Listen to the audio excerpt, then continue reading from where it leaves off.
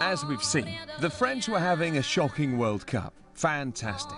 They'd got 1 point in 2 games. Nicolas Anelka had been sent home and a lot of the players were rebelling. Well, one was revolting.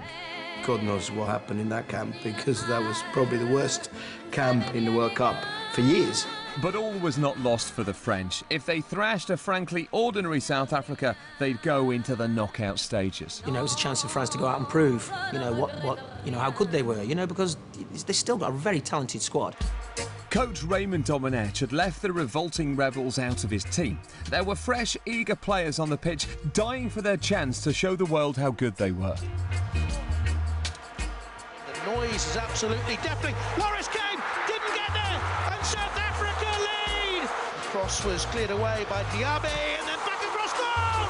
Alan Taylor puts it in. South Africa have a second against the 1998 World Cup winners. This is Frank Lampard.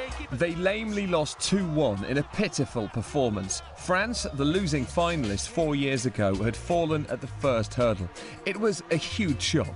Even England hadn't managed to mess it up that badly.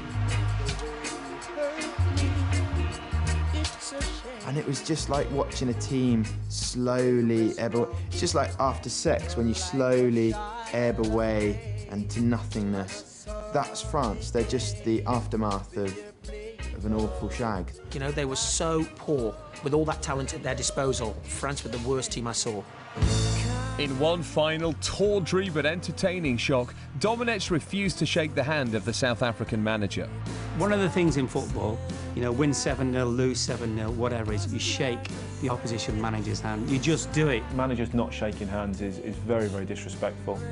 And the laughs continued as the French players were forced to fly home with normal people in economy class. Thierry Henry was summoned for an explanation by the Prime Minister Nicolas Sarkozy, and the French FA dished out lengthy bans to the key troublemakers. They needn't have bothered turning up. I mean, they just, you know, they filled a place that could have been taken very admirably by any other team. Republic of Ireland, anyone?